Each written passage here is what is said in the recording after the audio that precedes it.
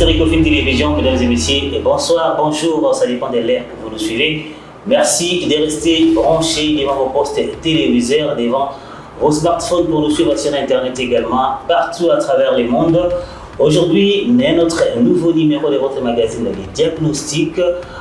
Pour ce soir, pour aujourd'hui, l'évaluation de risque de la corruption dans les secteurs sanitaires. Et pour ce faire, moi, Igor Biwaka, que je reçois chaque jour. Comment vous allez? Bien, merci, Fulgence. Merci d'être là pour m'accompagner.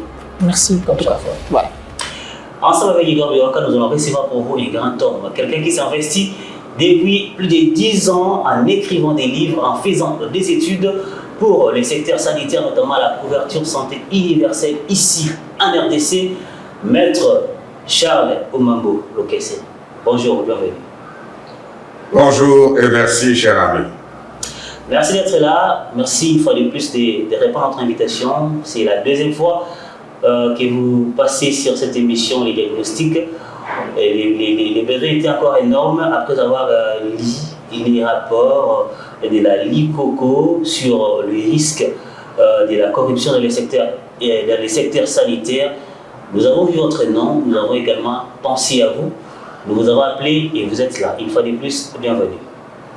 Merci, je suis très content de recevoir votre invitation et surtout de me retrouver encore une fois devant de jeunes garçons beaux, intelligents. Ça me fait peur de vous aborder, mais je crois que je veux me débrouiller. En tout cas, merci pour l'invitation. Les questions seront les nôtres, les réponses seront les vôtres. La toute première question, comment est-ce que vous évaluez d'abord les secteurs sanitaires ici en RDC? Bon, je ne saurais évaluer le secteur. Je pense que le secteur est organisé. C'est le président de la République qui définit la politique globale du pays, en particulier la politique sanitaire. Et il est défini en concertation avec le gouvernement, dont le Premier ministre est le coordonnateur de l'action gouvernementale. Ce programme est présenté au Parlement, qui l'enrichit et l'approuve et investit le gouvernement, et on charge le ministre de la Santé d'exécuter la politique gouvernementale dans son secteur. Voilà comment s'est définie la politique sanitaire dans notre pays. Et aujourd'hui, le président de la République met l'accent sur la couverture santé universelle, qui est son programme d'action en matière sociale. Non seulement il y a la gratuité de l'accouchement, mais en matière de santé, c'est la couverture santé universelle. Et le secteur de la santé est structuré à 3 niveaux, ce qu'on appelle la pyramide sanitaire. Il y a le niveau national, qui est géré par le ministre de la Santé, le secrétaire général à la Santé et l'inspecteur général de la Santé. Mais il y a une nouvelle donne qui s'est invitée dans le secteur, ce qu'on appelle les établissements de facilitation de la couverture santé universelle. Parmi ces structures, vous avez le Conseil national de la couverture santé universelle, dirigé par le président de la République lui-même en tant que président du comité de pilotage avec une coordination. Il y a le Fonds de la solidarité santé, il y a le Fonds de promotion de la santé, il y a une structure de régulation et de contrôle de la couverture sanitaire universelle, il y a une agence du numérique de la santé, et il y a un organisme de réglementation du secteur pharmaceutique. Il y a donc presque 7 organismes, donc des établissements publics avec conseil d'administration et direction générale, qui accompagnent le processus de la couverture santé universelle. Et je crois que nous allons en parler aujourd'hui, l'aspect qui concerne la corruption. L'aspect qui concerne la corruption. Vous avez œuvré pour l'élaboration de 6 rapports, des rapports qui, je dirais, sont produits par la Ligue congolaise de la lutte contre la corruption, la Ligue COCO. J'ai vu également Transparency International, c'est reconnu à travers le monde. D'abord, l'idée était venue d'où et quels étaient les bien fondés pour réaliser cette enquête, pour fournir ces rapports? Comme vous le savez, la plupart d'enquêtes qui sont menées dans notre pays sont l'œuvre de partenaires internationaux, puisque notre pays ne finance pas, en principe, la recherche. Et ce que nous déplorons déjà, puisque ceux qui financent la recherche et qui sont des étrangers, nous ne savons pas toujours ce qu'ils recherchent derrière. Donc, nous exhortons déjà notre gouvernement à pouvoir initier et financer des recherches. Pour cette enquête, c'est l'initiative de Transparency International, qui est un mouvement mondial qui lutte contre la corruption dans le monde et qui évolue dans 100 pays et qui travaille avec des agences locales. Ici, à l'occurrence, la Ligue congolaise de lutte contre la corruption, qui a fait un appel d'offres pour sélectionner les meilleurs experts qui puissent mener cette étude. Et j'ai été sélectionné comme expert pour entreprendre cette enquête dans le domaine de corruption dans le secteur de la santé.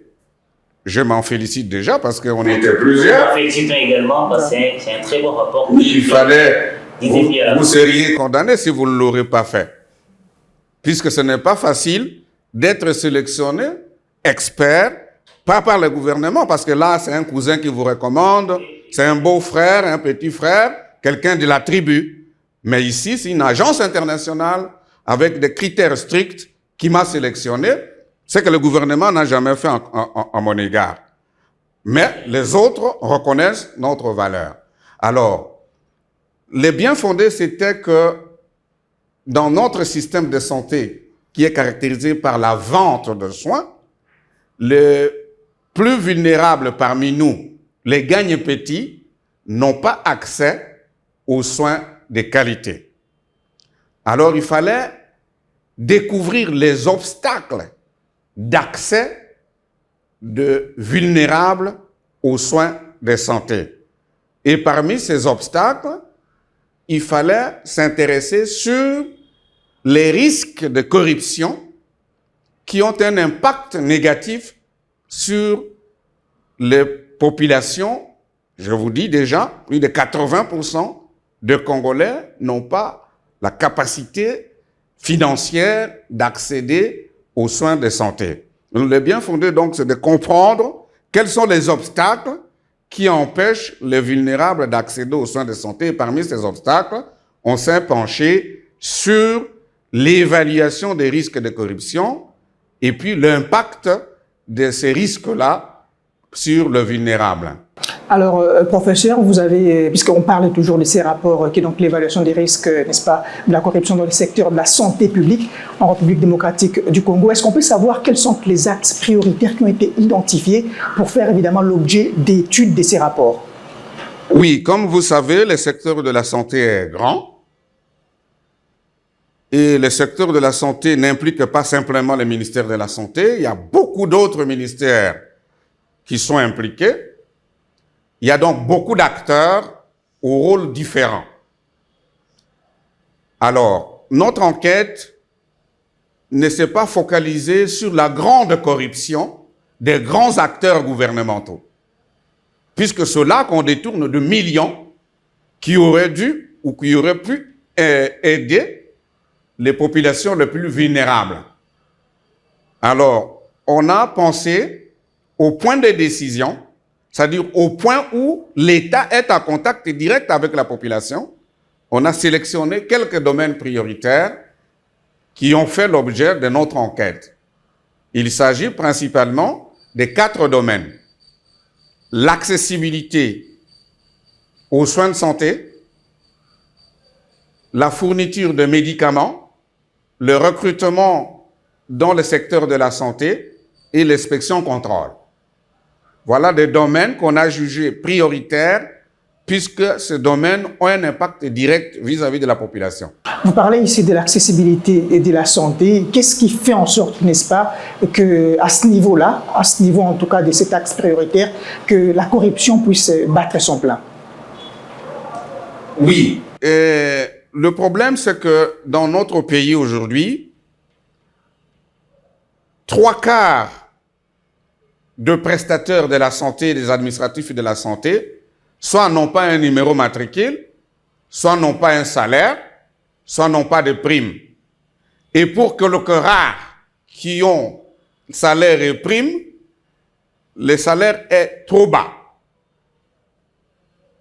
Alors, pour survivre, au lieu que le malade soit le centre de gravité autour duquel tous les professionnels tournent pour le soigner, le malade est devenu, n'est-ce pas, là où on peut puiser un supplément de salaire que l'État n'a pas pu donner.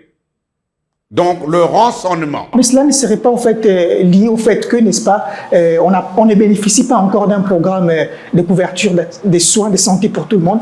Justement, le programme de couverture santé universelle est venu répondre à cette problématique d'accessibilité à la fois financière et géographique.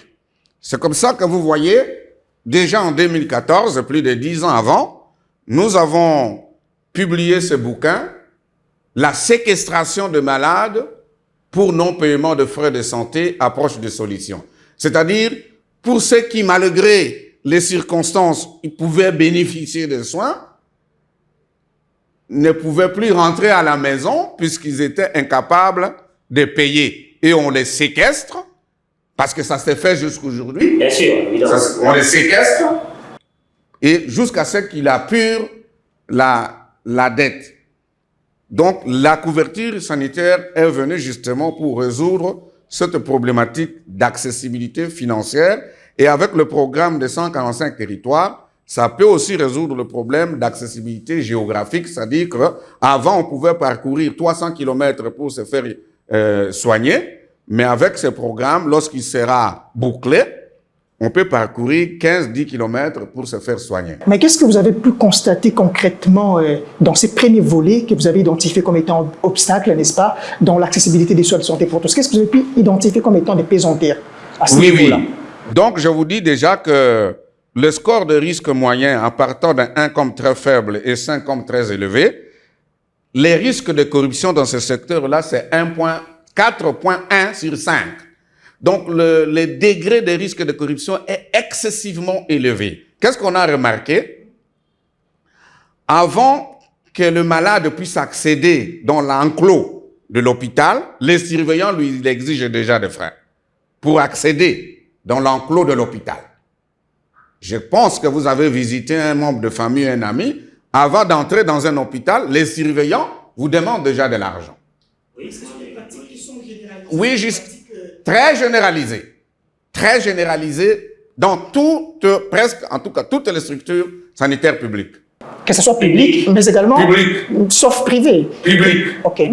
Les privés ont leur façon de s'organiser. S'il vous plaît, monsieur, vous allez continuer. Oui. Votre enquête pour établir ces rapports, vous l'avez effectuée dans les services sanitaires publics? Oui, public. Allez-y. Public. Alors, quand vous entrez dans l'enclos de l'hôpital, le réceptionniste vous demande déjà l'achat de la fiche. OK. Et vous exige le frais de consultation. Avant de voir le médecin, vous devez payer le frais de consultation. Mais c'est normal? Partout, c'est normal. C'est normal ou ce n'est pas recommandé? Mais ce sont des pratiques? Oui, ce sont des pratiques qui empêchent le plus pauvre d'accéder.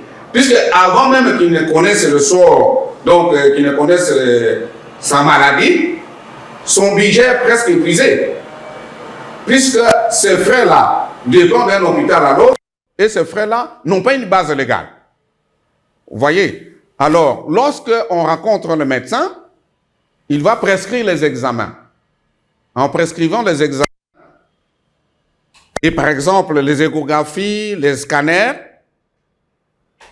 le malade déjà s'appauvrit à ce stade. Et lorsqu'on va prescrire les médicaments, il est complètement épuisé, il n'a plus le moyen de pouvoir se faire soigner. Et pour tout cela, ça s'accompagne de pratiques non éthiques et violations de l'intégrité, donc de pratiques qui découragent les plus vulnérables parmi nous d'accéder aux soins de santé. Mais si ces pratiques existent, puisqu'on vous avez dit que ça n'a aucune base juridique ou légale, mais ces pratiques n'existent pas pour faire en sorte que, n'est-ce pas, les hôpitaux puissent fonctionner convenablement, puisqu'à partir des frais qu'ils perçoivent des malades à l'entrée, comme les frais, les fiches, etc., mais ça ne permet pas, n'est-ce pas, aux hôpitaux de fonctionner calmement du moment où les hôpitaux publics ne bénéficient plus des subventions. Vous l'avez également identifié dans le rapport comme étant l'un des obstacles. Et d'ailleurs, vous avez même fait une recommandation, n'est-ce pas, aux autorités pour que, n'est-ce pas, les établissements sanitaires publics bénéficient en tout cas des subventions. Oui, justement. C'est pourquoi il faudrait féliciter ce programme de couverture santé universelle, puisque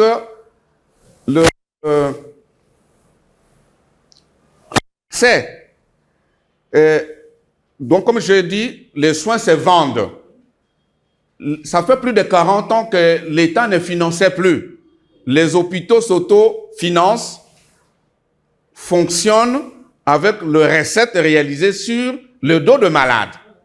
C'est ce qui fait la marchandisation de soins et c'est ce qui affaiblit davantage les personnes qui gagnent moins. Puisque ces hôpitaux ne reçoivent pas les subventions de l'État, chaque hôpital s'organise de sa façon, ce qui est un mécanisme d'insécurité, puisque le secteur public, mais chacun fonctionne de sa manière, a ses propres tarifs. Alors, le manque de subvention des hôpitaux, qui est la victime, c'est le malade, et en particulier les malades pauvres, puisque les riches vont dans les cliniques privées, là où les soins sont de meilleure qualité et il y a une meilleure prise en charge. Professeur, comment cette pratique, n'est-ce pas, qui n'a aucune base légale, je peux encore me le ressasser une fois de plus, mais qui n'a aucune base légale, voulais-je dire, mais cette pratique existe. Elle existe et pourquoi? Parce qu'il n'y a pas encore un programme, n'est-ce pas, de couverture de santé pour tout le monde. Voyez-vous, ce programme-là n'est pas encore d'application de manière intégrale. Mais comment cette pratique peut-elle s'assimiler à une pratique de corruption? Oui, mais à partir du moment où il y a la légalité des actes administratifs, nous sommes dans le secteur public. Tout acte que vous posez doit avoir une référence légale, n'est-ce pas? Alors, il y a des arrêtés de 78, c'est 82, qui a déterminé la tarification des actes professionnels, la catégorisation de malades, la catégorisation des structures sanitaires. Et on a tarifé en Zaïre monnaie n'ayant plus cours légal en RDC actuellement. Cela signifie que tous ces tarifs-là n'ont pas une base légale. Et à partir de ce moment-là, ça devient arbitraire. Et donc contraire à la loi. Puisque pour prévoir un acte générateur, ça doit avoir une source légale. Vous tarifez en Zaïre monnaie. Vous percevez soit en francs congolais, soit en dollars. Alors, vous voyez qu'il y a un problème de soubassement juridique. Et non seulement cela, ça s'accompagne de pratiques d'exagération à la tête du client. Comme je vous vois là bien habillé, il y a des indices de richesse. Je fais un tarif qui s'accommode à vous. Et si je vois un autre, d'autant plus que ces tarifications-là ne sont pas affichées, ne sont pas connues de malades. Vous aurez seulement la facture après coup, des actes dont vous n'aurez pas su. Mais là, c'est pour les personnes opulentes, ce n'est pas pour les acteurs qui n'ont pas de moyens, comme vous avez dit, puisque les premiers acteurs qui souffrent, n'est-ce pas, de cette pratique, qui sont les pauvres, les vulnérables et qui n'ont peut-être rien. Mais comment le justifiez-vous? Mais justement, puisque si je vais dans un magasin, je dois savoir que tel article coûte et c'est affiché. La loi recommande que les tarifs doivent être affichés dans tous les services et toutes les marchandises. Mais il se fait qu'à l'hôpital, on n'affiche pas. Seul le prestataire connaît que tel acte vaut X montant. Alors, il y a possibilité de manipulation. Puisque moi, je ne suis pas au courant du montant de l'acte que vous me facturez. C'est vous seul qui connaissez. Comment je peux vérifier ça? Et quelle est la base qui vous permet de tarifer ces tarifs que vous m'appliquez? Puisque l'arrêté est déjà désuet, parce que c'est calculé en Zaïre monnaie, alors que nous sommes en francs congolais. Tout cela montre qu'il y a des pratiques qui ne sont pas correctes et qui devraient être formées. Maître Charles, vous avez tantôt énuméré quelques chiffres, certainement dans les rapports que j'ai lus, il y avait des tableaux. Vous avez énuméré des chiffres faisant référence au taux de la corruption que vous avez constaté pendant votre période d'enquête. Je voudrais d'abord savoir, qu'est-ce qui prouverait que ces chiffres sont d'abord exacts, ça c'est de 1, et puis vous l'avez fait dans combien de centres publics? Est-ce que vous avez sillonné les pays, mais vous l'avez fait ici à Kinshasa? Si pour compléter Fulgence, puisque vous avez appliqué une approche, que vous avez appelée une approche des récoltes des données, est-ce qu'on peut savoir comment... La méthodologie. Voilà, c'est la méthodologie, l'approche. Vous avez utilisé évidemment. Pour arriver à la comment certifier en fait, l'authenticité des données que vous avez... Ah, vous m'avez dévié au lieu de commencer par là. Je pense. S'il s'agit de la méthodologie, comment nous nous sommes pris? J'ai obtenu une attestation de recherche de la part de la LICOCO. Cette attestation de recherche a été présentée à la division provinciale de la santé qui l'a approuvée, qui a mis son sceau et sa signature. Ce qui me permettait donc d'aller auprès des structures pour contacter les gens, les interviewer. Il y avait une fiche, un questionnaire élaboré pour récolter les données. Les hôpitaux acceptaient, les hôpitaux étaient accessibles aux fiches? Oui, à partir du moment où le chef de division provinciale a approuvé, les zones de santé, les hôpitaux ne pouvaient plus refuser, parce que c'est l'autorité qui le gère. D'accord, allez-y. Donc, c'était un document important pour nous. À partir du moment où nous avions cette autorisation, on a contacté les gestionnaires des hôpitaux, les administrateurs gestionnaires des hôpitaux sélectionnés. Nous avons des entretiens avec des médecins-chefs, les directeurs de nursing, les administratifs, les syndicalistes en santé, le malade, les gardes-malades, les membres de la société civile. Et chaque fois qu'on pouvait, on a remis un questionnaire. On a passé 200 heures dans les hôpitaux et dans les structures sanitaires. Seulement ici, à Kinshasa? Oui, puisque face aux mêmes réalités, on peut extrapoler les résultats. Un fonctionnaire qui est mal payé ici, ne croyez pas qu'il se comporte mieux ailleurs. Il a le même réflexe. Tous tournent autour du malade pour compléter le début du mois. Si l'inspection est corrompue ici, elle est corrompue partout. Si le recrutement pose problème, ça se passe partout. Donc, la méthodologie était que on a réalisé des interviews avec des personnes clés et on a distribué des questionnaires d'enquête qui ont été remplis. Nous avons recueilli sur base de logiciels appropriés, on a traité les données et on a dégagé des statistiques. Il est évident que nous avons besoin des enquêtes complémentaires pour élargir les axes prioritaires et au besoin parcourir le pays, mais c'est énormément coûteux et ça prendrait énormément de temps.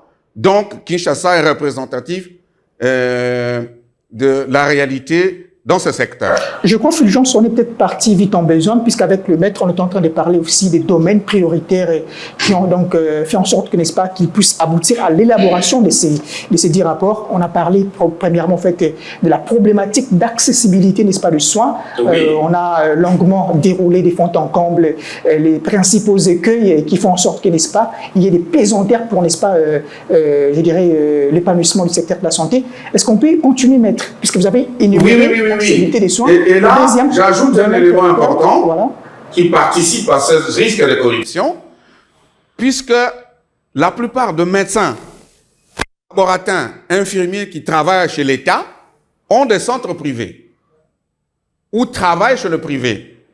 Alors, la plupart des matériaux, des équipements, des outils sont détournés en faveur des centres privés. Et le malade aussi sont détournés en faveur des centres privés, ce qui met en difficulté les hôpitaux publics pour récolter les fonds nécessaires à leur fonctionnement. Donc, quand un malade vient, un personnel va dire, non, vous voyez ici, le cadre n'est pas bon, l'outillage a vieilli, je vous recommande de mettre X endroit où il y a de matériel performant, où vous serez mieux pris en charge. Donc, il se sert de sa présence chez l'État pour voler l'État et son personnel, et donc les malades, et cela occasionne aussi le détournement de matériaux. Équipements médicaux. Donc, n'y a-t-il pas des structures pour veiller, n'est-ce pas, aux équipements qui sont assignés à chaque établissement sanitaire? Mais c'est très difficile parce que ce sont les mêmes qui sont partout. Alors, en tant qu'agent de l'État, vous ne pouvez pas travailler chez l'État et travailler chez le privé. Encore qu'il y ait un écueil, l'État paye mal, alors d'où les grèves en répétition. C'est la preuve. Alors, les gens font des structures privées pour subvenir à leurs besoins. Et cette incompatibilité-là, que la même personne travaille chez l'État et le privé, occasionne beaucoup de choses. Mais il n'y a pas que ça.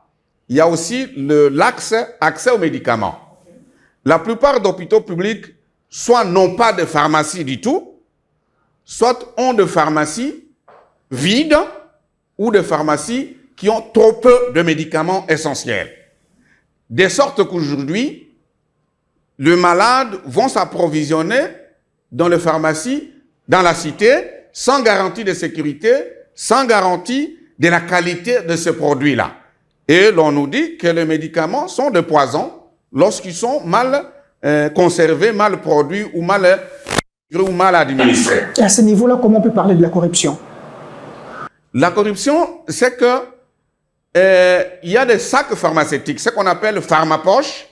C'est interdit aux médecins d'avoir de médicaments dans son cabinet, puisqu'il va profiter de l'état désespéré du malade pour le vendre le médicament à un prix lui-même a fixé. Et il arrive que les infirmiers, les médecins, tous ces gens-là, vendent à 4 fois, 5 fois plus le prix du marché, puisqu'il y a l'urgence. Le malade est dans la panique et sa famille. Alors, tout ce qu'on lui propose, il prend. Et les infirmiers ont des médicaments dans leur poche. Et à ce moment-là, il y a des pratiques de violation d'intégrité parce que vous profitez de l'état alarmant, de l'état d'urgence où se trouve le malade pour lui proposer. La loi interdit cela. Les médicaments doivent être délivrés dans la pharmacie, dans une officine tenue par un pharmacien inscrit à l'ordre de pharmacien. Et le dernier axe prioritaire, je peux récapituler pour les téléspectateurs qui nous suivent. Oui. Il y a l'accessibilité de soins, vous avez identifié comme premier axe prioritaire. Il y a deuxièmement les problèmes de détournement, la problématique de détournement en fait, des équipements médicaux. Vous avez ici parlé en troisième essor le fait qu'on n'a pas d'équipement, des médicaments dans la plupart des établissements sanitaires. Et le dernier axe prioritaire? Ce n'est pas le dernier, c'est deux axes. Le premier axe, c'est l'accès. Le deuxième axe, c'est le médicament. Le troisième axe, c'est le recrutement du personnel de santé. Oui. Le recrutement pose un sérieux problème, puisque les provinces se partagent les compétences avec le pouvoir central en matière de santé. Alors, aujourd'hui, les provinces recrutent de personnel de santé, mais à l'actif du gouvernement central. Les provinces recrutent, toutes les provinces ici, les 26 provinces recrutent, mais ils n'ont pas le budget pour payer les gens qu'ils recrutent. Et ils envoient tout ce fardeau au gouvernement central. Vous voyez déjà un problème. Ensuite, ici, au niveau central, pour le recrutement, vous connaissez, on achète des commissions d'affectation. Moi, en tout cas, je ne sais pas, c'est vous qui le dites. Oui, on on doit corrompre pour pouvoir être recruté. Et parfois, on vous exige que lorsque vous serez payé... S'il vous plaît, comment avez-vous déniché cette problème? Mais nous avons mené des enquêtes, non? Je vous ai dit. Nous étions dans les directions du secrétariat général, nous étions dans beaucoup d'endroits pour cerner le problème dans son ensemble. J'ai oublié de vous amener l'affiche. Il y a plus de 40 cachets qui montrent les endroits où nous sommes passés. Ce ne sont pas des choses fabriquées dans le bureau. Et quand je parle ici, beaucoup de professionnels me connaissent. Et donc, ce qui se fait aujourd'hui, la pratique de nouvelles unités, justifie la pratique de corruption. Puisque les statuts des agents publics de l'État imposent que pour tout recrutement doit être budgétisé et ça doit répondre à un besoin préalablement planifié. Donc, on ne peut pas recruter quelqu'un sans qu'il ait un numéro matricule et les salaires. Mais si vous voyez aujourd'hui des grèves en répétition, des non-payés, il travaille depuis 16 ans, 20 ans, il n'a pas de numéro matricule, non-payés, non-primés, tout ça, ça montre toute la fraude qu'il y a autour des processus de recrutement. Et si on vous a recruté d'après les normes, vous ne pouvez pas avoir de problème de salaire. Dès qu'on vous recrute, vous avez un numéro matricule et vous avez le salaire le mois prochain. Alors, tout ce qui ne fait pas dans ce processus-là, c'est de la fraude. C'est comme ça, vous voyez, 3/4 du personnel de santé et des administratifs de santé sont de nouvelles unités. Des gens non payés, non primés. Vous voyez, il y a là un problème sérieux. Si vous voyez des grèves non payées, nouvelles unités, c'est-à-dire qu'ils n'étaient pas recrutés selon le nombre exigé par la loi. Monsieur Charles Ouambo, vous avez ici précisé les axes prioritaires que vous avez. Les derniers, c'est l'inspection contrôle. Ok. Allez-y, vite. Alors. Oui. Puisque c'est l'inspection qui contrôle le ressources de santé, les ressources humaines, les ressources financières, les équipements et tout, ce qui est affecté soit par les partenaires internationaux, soit par l'État, soit par le privé. Dans le secteur de la santé, c'est l'inspection qui contrôle. Or, il se trouve que cette inspection-là, jusqu'au moment où nous parlons, n'était pas budgétisée, ne reçoit pas le frais de fonctionnement. Et l'inspection fonctionne, ils ont reçu, je crois, une seule fois avec la phase de lancement de la couverture sanitaire universelle. Je crois qu'ils ont reçu une fois le fonds de l'État, depuis qu'ils ont été créés depuis 2017. L'inspection générale. Ce qui fait que l'inspection se fait maintenant. Imaginez que vous n'avez pas de frais de fonctionnement et que vous devez contrôler une structure. Il y a donc évidemment des risques de corruption en ce moment-là, puisque parfois, le transport est assuré par la personne que vous contrôlez. Là aussi, il y a de graves risques de corruption. C'est pourquoi nous exhortons l'État de pouvoir budgétiser l'inspection générale et lui payer les frais de fonctionnement pour l'éviter des tentatives de corruption. Ici, nous parlons pas de corruption, de risques de corruption. Alors, nous parlons des risques de corruption, nous ne parlons pas de la corruption. Ce sont deux choses différentes. S'il vous plaît, Fulgence, là, je crois qu'il est en train de parler de l'inspection générale de la santé. L'inspection générale, qui a aussi des inspections provinciales. Donc, c'est l'inspection qui contrôle les systèmes de santé, mais qui lui-même n'est pas prise en charge par l'État. Et donc, il y a de forts risques que le contrôleur soit financé par celui qui le contrôle, et donc, il y a beaucoup de risques. C'est comme ça, par exemple, avec l'IGF, l'État lui donne de moyens pour le priver, l'écarter de toute tentative de corruption. Parce qu'un inspecteur doit être plus nanti, en tout cas, que celui qui va contrôler. Mais lorsque lui est payé 10 fois inférieur à celui qui va contrôler, il y a donc risque de corruption. Voilà les axes prioritaires qui ont fait l'objet de notre enquête. Très bien, M. Charles Ouambo.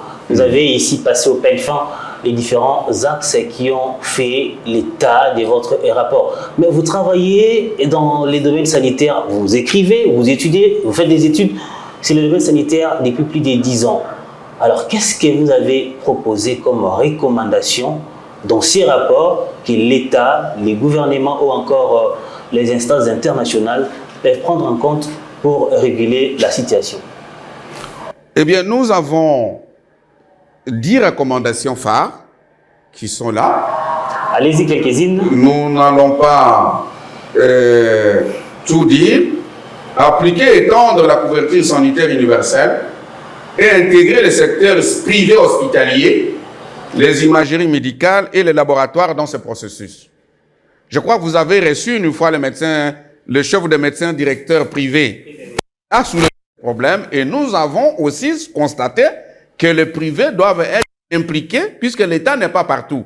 Par exemple, dans les provinces du Kasaï, les 3 Kasaï là, l'État a trop peu d'hôpitaux. Il n'y a que les hôpitaux privés qui sont majoritaires. Alors, ils doivent être impliqués dans ce processus. Maître, avant de continuer, oui. Vous avez parlé ici de la couverture santé universelle. On en a parlé depuis notre prolégomène. Oui. Aujourd'hui, la couverture santé universelle, n'est-ce pas, dans son volet gratuité de la maternité, est d'application dans au moins 11 provinces. Alors, si on doit faire une évaluation en raison de une année d'existence, depuis qu'il a été lancé, comment pouvez-vous évaluer au fait les résultats de ces programmes dans son volet gratuité de la maternité, comme je viens de le dire ici? Bon, moi, je n'ai pas mené une étude parce qu'ici, je parle avec suffisamment d'autorité, puisque j'ai mené une enquête de terrain. Hein, j'ai mené une enquête de terrain. Mais là... Mais vous avez quand même pu constater comment... Oui, je peux donner mon point de vue libre. Voilà. En tant qu'observateur, ça n'engage pas ce rapport. Voilà. Okay. La population ne ressent pas encore l'impact de la couverture santé universelle. Même si alors les autorités disent que voilà 1,3 million de femmes, n'est-ce pas, sur toute l'étendue du territoire national où, n'est-ce pas, d'application ces programmes de couverture santé universelle ont pu bénéficier, n'est-ce pas, de ces programmes, cela n'est-il toujours pas suffisant? L'impact est soutenable et appréciable, mais il n'est pas ressenti. Donc le pourcentage de l'impact positif n'est pas encore ressenti par notre population. Encore qu'il y a beaucoup de détournements de l'argent dans ce processus-là. Vous avez vu, hein? Vous avez vu, nous avons parlé en février, l'État a déboursé de l'argent, mais les prestataires n'ont pas bénéficié de cet argent-là. Ça s'est arrêté quelque part. Hein? Par exemple, chez le chef des hôpitaux, hein? Alors que les prestataires n'ont pas... Donc, il y a dans ce processus-là, l'État montre la bonne volonté, mais il doit être très exigeant, puisque les prestataires, s'ils sont découragés, ça va banaliser le processus. C'est comme nous affirmons que quelle que soit la beauté, l'ampleur ou la nature d'un programme en santé, lorsqu'il ne prend pas en charge le prestataire, il est voué à un échec. Donc, vous pouvez débourser autant d'argent, mais les prestataires, s'ils ne le bénéficient pas, eh bien, les malades seront maltraités. Et c'est le cas. Dans beaucoup de centres de santé aujourd'hui, dans beaucoup de cliniques où ils ont des partenariats, des conventions médicales avec l'État, allez enquêter, vous êtes journaliste. La gratuité est peut-être de non. On dit, pour la césarienne, ce n'est pas ça. Pour les actes, ce n'est pas ça. Pour les médicaments, nous ne prenons pas en charge. Pour les ne prenons pas en charge. Pour la perfusion, donc il y a à boire et à manger. Et si le gouvernement veut, il peut me recruter consultant pour que je lui donne mon point de vue d'indépendant sur comment ça se passe sur le terrain. Il ne suffit pas de débourser autant de millions. Puisque l'essentiel, c'est que nous, les femmes, la vôtre et la mienne, puissent accéder effectivement et complètement à tous les paquets de services qui lui est destiné. Mais lorsque c'est un décoratif, lorsque je dois payer alors que l'État a déjà payé, parce que la gratuité, c'est l'occasion de féliciter notre gouvernement. La gratuité signifie que la femme ne va pas payer, son nouveau-né ne va pas payer, mais l'État va payer.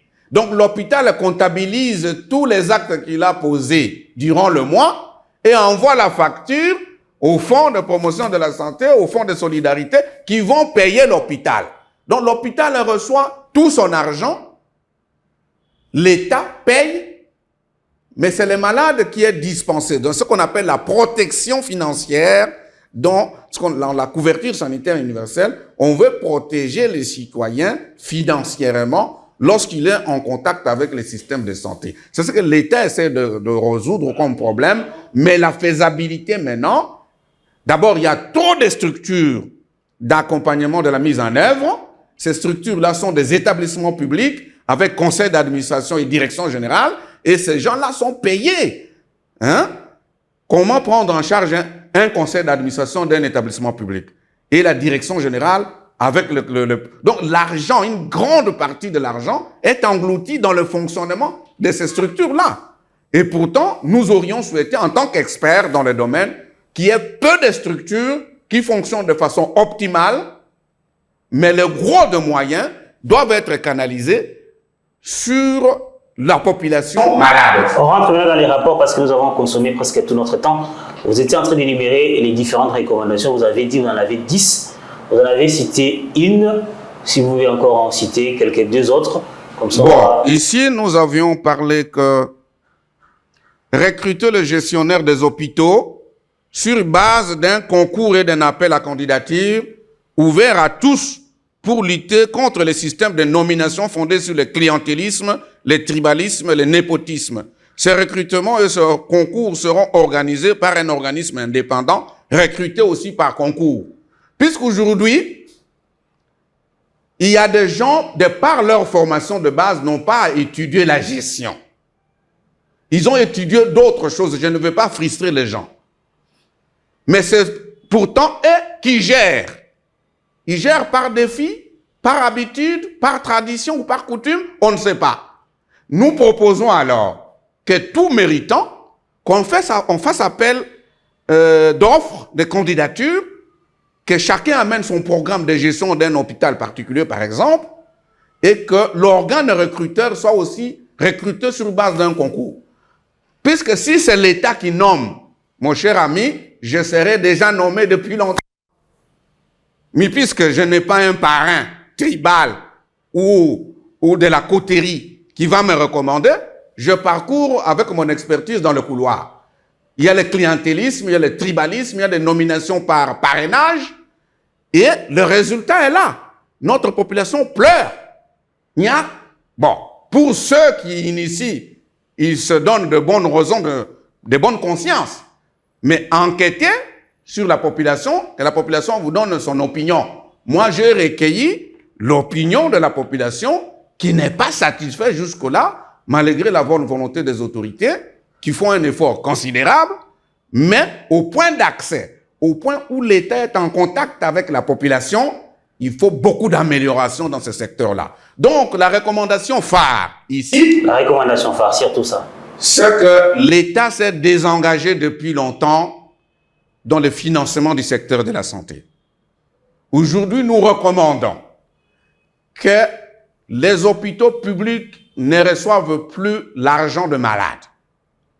Que l'argent de malade soit payé à la banque par la DGRAD.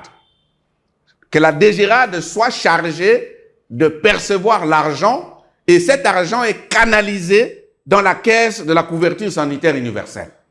L'État aura beaucoup de moyens parce qu'aujourd'hui, l'État se cherche où trouver les 650 millions par an pour financer la couverture santé universelle. Et nous disons qu'il y a trop de milliards là-dedans.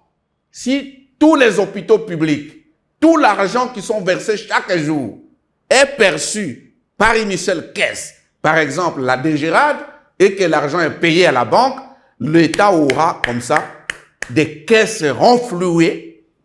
Comme ça, on va supprimer cette histoire d'honoraires, on va revenir à ce qui était avant, les primes de fonction, primes de diplôme, primes de bourse, primes d'intérim, toutes sortes de primes que l'État paye. Parce qu'aujourd'hui, avec le système d'honoraires, quand on répartit, il y en a, par exemple, il y a un pléthore. Dans les recrutements, je n'ai pas dit ça. Il y a des hôpitaux de 60 lits avec 2500 médecins qui n'ont rien à faire. Ils peuvent faire un mois, ils ne viennent jamais à l'hôpital parce qu'ils sont trop pleins. Là où on a besoin de 150 médecins, on utilise 2500. Là, on a besoin de 150 infirmiers, on en utilise 3000. Alors, la recommandation phare, c'est que tout l'argent doit être versé dans la caisse de l'État. Le ministère des Finances gère cet argent comme il gère tout l'argent du pays et l'État maintenant paye en améliorant les conditions socio-économiques des prestataires de la santé. Voilà la recommandation phare. Je crois que nous avons compris, en tout cas, et même les téléspectateurs qui sont en train de suivre ont bien compris en fait cette recommandation phare que vous avez fait, n'est-ce pas, à l'endroit des autorités, à l'endroit du gouvernement. On peut savoir, puisqu'on parle de ces rapports, quel a été le processus d'évaluation du dit rapport, de manière brève en tout cas. Voilà. Le rapport, nous l'avons mené à notre niveau. J'ai dirigé une équipe nationale, scientifique, qui est un des points focaux, sur la récolte des données. Il y avait une équipe internationale et j'étais l'acteur principal, le chercheur principal. Alors, lorsque nous avons à notre niveau validé le rapport, nous l'avons soumis aux parties prenantes, c'était en août 2024. À CEPAS, vous aurez des images. Nous avons appelé tous les acteurs intéressés, c'est-à-dire les syndicalistes, les gens du secrétariat général, de l'inspection générale, les hôpitaux, tout ça, pour présenter le résultat de nos enquêtes afin qu'ils émettent des critiques, des observations. Il y a eu trop peu d'observations, puisque notre enquête n'a fait que refléter la vérité du terrain. Nous ne sommes pas là pour flatter, c'est un organisme indépendant. Alors, après la validation, nous avons intégré les quelques recommandations qui ont été proposées et nous avons présenté la version finale, toujours au CEPAS, le 17 décembre, toujours en présence des autorités du pays et des parties prenantes. Un débat où lui a eu lieu. Il y a eu des délégations du Congo-Brazzaville, de Cameroun, de Berlin et beaucoup d'autres intervenants qui étaient là, qui ont posé des questions sur le rapport et il a été validé. Et je crois que ce sera ma dernière question. Quel sentiment en fait, vous anime après justement la publication de ces fameux rapports? Bon, M. Igor Biwaka, le sentiment qui m'anime, c'est un sentiment de grande fierté. J'ai une très grande fierté personnelle, d'abord en tant que scientifique. Je suis docteur à thèse en droit sanitaire, mais qui est dans le couloir. Le gouvernement ne fait aucun cas de moi, je le déclare. Donc, ces rapports, qui est un rapport national, fait de moi un grand dans le domaine. Deuxième sentiment, un sentiment de fierté. En tant que compatriote, j'ai réussi à lever un coin de voile sur ce secteur qui nous intéresse tous. Les rapports devraient être appropriés par le gouvernement, par la société civile, par toute la population et les scientifiques, puisqu'il y a des données vérifiées qui sont là et qui sont à la portée de tous. Donc un sentiment de fierté en tant que scientifique et en tant que Congolais. Maître Charles Kumambo, c'est un plaisir de vous avoir. On va devoir se quitter. Je vais vous donner un mot de la fin et puis on va se quitter. Votre mot de la fin, parce que vous avez tantôt parlé de vos recommandations. La première, vous avez parlé du secteur privé. Alors, je vous donnerai la parole pour parler justement du parallélisme entre les secteurs privés et comment est-ce que les secteurs privés doivent aussi bénéficier de ces rapports. Comment est-ce que vous voulez également faire ces enquêtes dans les secteurs privés, parce que nous savons ici en RDC, les secteurs privés contribuent à presque plus de 60% au domaine sanitaire. Il y a des grands hôpitaux qui appartiennent au privé. Votre mot par rapport à cela et puis on va se quitter. Bon, par rapport à cela, vous voyez, les secteurs privés, comme l'État a libéralisé le secteur, il y a maintenant des gens qui ont de grands capitaux et qui ont de matériel performant et qui captent toute la clientèle riche du secteur de la santé, au détriment du secteur public peu équipé. Le processus actuel du gouvernement d'équiper les hôpitaux publics en matériaux performants, de médicaments performants aussi, doit être consolidé et étendu. Je recommande ce rapport qui est déjà disponible à notre gouvernement pour pouvoir l'utiliser, puisqu'il y a une enquête indépendante, sans flatterie, qui donne le gouvernement de se regarder dans son propre miroir et comprendre qu'est-ce qui se passe effectivement dans le secteur de la santé. Puisque les rapports produits par les opérateurs sanitaires du secteur peuvent être entachés d'une certaine prudence, puisqu'ils ont peur d'être sanctionnés, ils ont peur de représailles. Mais voilà un rapport indépendant, d'un organisme indépendant, d'un expert indépendant, qui, en toute objectivité, s'est penché sur le secteur vital de notre pays. Enfin, nous encourageons notre gouvernement d'étendre le processus de la couverture santé universelle et de comprendre que s'il néglige le personnel de santé, il ne réussira pas ce programme de couverture santé universelle. Il peut avoir les meilleures infrastructures remplies de médicaments et de matériaux. Si le personnel n'est pas motivé, on va saboter ce processus.